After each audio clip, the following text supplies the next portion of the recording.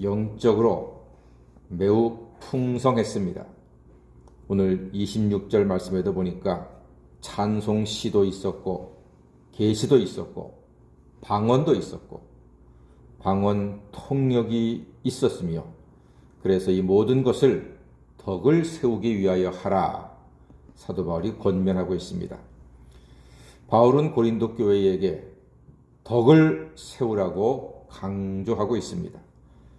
이는 곧 덕이 안 되면 그쳐라, 그만두라, 하지 말아라 하는 뜻이 담겨져 있습니다. 절제이기도 하죠. 자기만 좋다고 해서 막 하는 게 아니라 이게 덕이 안 될 거면은 안 하는 게 낫다, 그런 말이죠. 그래서 오늘도 방언과 예언에 대해서 덕을 세우는 기준을 제시하고 있습니다. 방언은 둘이나 셋이서 하라고 했습니다. 그리고 한 사람은 통역을 하라고 했고요. 만약에 통역하는 사람이 없으면 방언을 하지 말아라, 이렇게도 이야기합니다. 덕을 위해서지요. 그 대신에 통역하는 사람이 없으면 교회에서는 잠잠하지만 자기와 하나님께 말할 것이요, 그랬습니다. 그러니까 통역이 안 되는 방언은 가능하면 하지 말고 절제하고 자기에게만, 하나님에게만 혼자 있을 때 하시오 하는 뜻이 담겨져 있습니다. 두 번째로 예언에 대해서는 둘, 셋이 예언을 말하는데 다른 이는 듣고 분별하라고 했습니다. 그리고 만약에 다른 사람에게 또 다른 계시가 있으면은 나머지 사람들은 잠잠해서 들어라, 이렇게 지금 권면하고 있습니다. 모든 은사, 특별히 지금 고린도전서 14장에서는 방언과 예언에 대해서 말하고 있습니다. 이 당시에 고린도 교회가 방언과 예언의 문제 때문에 아주 시끄러웠거든요. 질서가 없었기 때문에 사도 바울은 질서를 잡아주기 위해서 이렇게 길게 방언과 예언을 이야기하고 있습니다.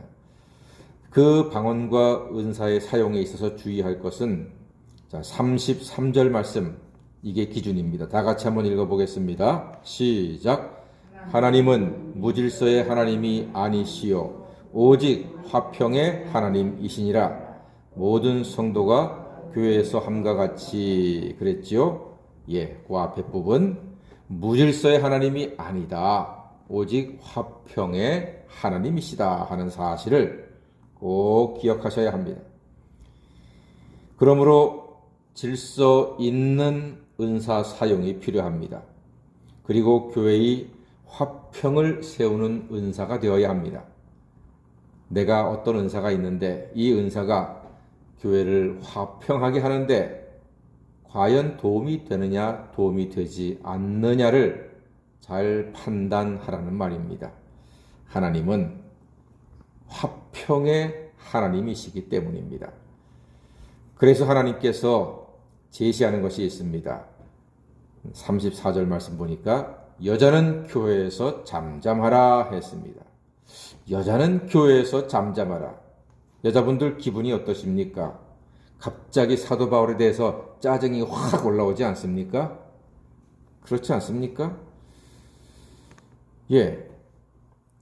그렇다고 해서 오해하지는 마십시오. 어떤 사람들은 여자는 교회에서 잠잠하라 하는 고린도전서 14장 34절 말씀을 가지고 여자를 멈추게 해야 된다, 말하지 않게 해야 된다, 이렇게 말하시는 분들도 실제로 있습니다. 그러나 그것은 그 뜻을 오해하고 있는 것입니다. 여러분, 방언과 예언의 공통점은 무엇일까요? 입으로 하는 겁니다. 말로 하는 겁니다. 보통 여자분들은 어디에 강합니까? 입에 강하죠? 말에 강합니다. 남자는 여자를 말로 못 이깁니다. 이길 수가 없습니다. 절대로 못 이깁니다. 그러면은 교회에서 여자가 가장 문제를 일으키기 쉬운 것은 어떤 일일까요? 말하는 것, 입으로 하는 것이 문제를 일으키기 쉽습니다. 왜? 강하니까. 여자가 말하는 걸 남자가 못 당하니까. 그러니까 오늘 사도 바울이 여자는 교회에서 잠잠하라 하는 것은 입에다가 테이프를 붙이고 지퍼를 탁 닫고 가만히 있어라 이런 뜻이 아닙니다. 그 앞에 33절 말씀처럼 하나님은 무질서의 하나님이 아니시다. 오직 화평의 하나님이신 것을 기억하고 절제하고 규모 있게 하고 질서 있게 방언도 하고 예언도 하고 봉사하고 충성해라 하는 의미가 담겨져 있습니다. 그래서 여자는 교회에서 잠잠하라 하는 말은 방언과 예언의 은사를 함부로 남용하지 말아라 하는 뜻이 담겨져 있습니다. 여자가 교회에서 방언하고 예언한다고 해서 감정을 담아가지고 예언한다 이래서 대개 자녀는 공부하면 안 돼, 농사 지어야 돼 이런 식으로 말하는 사람들도 있습니다. 제가 어릴 때만 해도요 예언하는 여자분들이 많이 있었습니다. 어떤 권사님이 예언한다 해가지고서 거기에 가면은 많은 사람들이 모여서 예언 기도를 받아요. 그럼 막 말합니다. 그게 과연 성령에 충만해서 그분을 하는데 그러면은 제가 옆에서 듣기에 아이고 저 사람 상처될 수도 있겠다 싶은 말을 갖다가 막 하더라고요.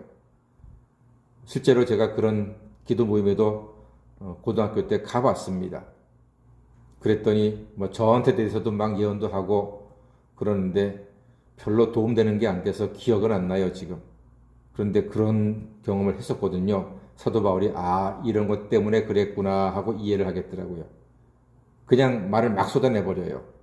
그 사람이 처한 상황과 이런 건 배려하지도 않고 그냥 생각나는 대로 떠오르는 대로 막 이야기하니까 아이고 저래서는 안 될 텐데 싶은 제 어린 마음에도 그런 생각을 했습니다. 그러니까 오늘 여자는 교회에서 잠잠하라 하는 것은 함부로 말하지 말아라. 예언한다고 방언한다고 생각나는 대로 쉽게 말하지 말아라. 그런 뜻이 담겨져 있는 거예요. 대개 남편은 여자 조심해야 돼. 정신 차려. 이렇게 말한다면 그 듣는 여자분이 기분 얼마나 상하겠습니까? 그래서 교회와 가정의 불화가 되니까 잠잠하라 하는 말은 입 딱 다물고 있으라는 말이 아니라 조심하고 절제하고 함부로 쉽게 말하지 말아라 하는 뜻이 담겨져 있습니다. 그래서요 말로 흥한 자 말로 망한다고 했습니다. 여자가 남자보다 말을 잘하고 많이 하니까 절제가 필요한 거예요. 그래서 여자는 35절 말씀을 꼭 기억해야 합니다. 자, 35절 다 같이 읽어보겠습니다. 시작. 만일 무엇을 배우려거든 집에서 자기 남편에게 물을지니 여자가 교회에서 말하는 것은 부끄러운 것이라 했습니다. 남편 이야기가 나옵니다. 이게 중요합니다. 남편에게 물어라 하는 것입니다. 남편에게 물어라. 교회 일을 하고 은사를 사용하고 충성 봉사하는 것 좋지만 쉽게 함부로 하지 말고 남편과 충분히 상의해라. 남편에게 물어봐라. 남편 허락 없이 하지 말아라. 그러다가 교회에 분란이 될 수 있다 하는 뜻이 담겨져 있습니다. 교회 일은 가능하면은 남편의 동의하에 하는 것이 유익하고 덕을 세울 수가 있습니다. 그러므로 교회의 모든 일들은 이제 40절에 부합하는 거죠. 모든 것을 품위 있게 하고 질서 있게 하라 하는 말을 마지막으로 우리가 마음에 새기면 되겠습니다. 모든 것을 품위 있게 하고 질서 있게 하라 그랬습니다. 예, 여러분 모든 은사와 직분 사용에 품위가 있고 질서가 있고 교회의 덕을 세우시는 신실한 하나님의 자녀가 다 되시기를 주의 이름으로 간절히 축원합니다. 아멘. 기도하겠습니다.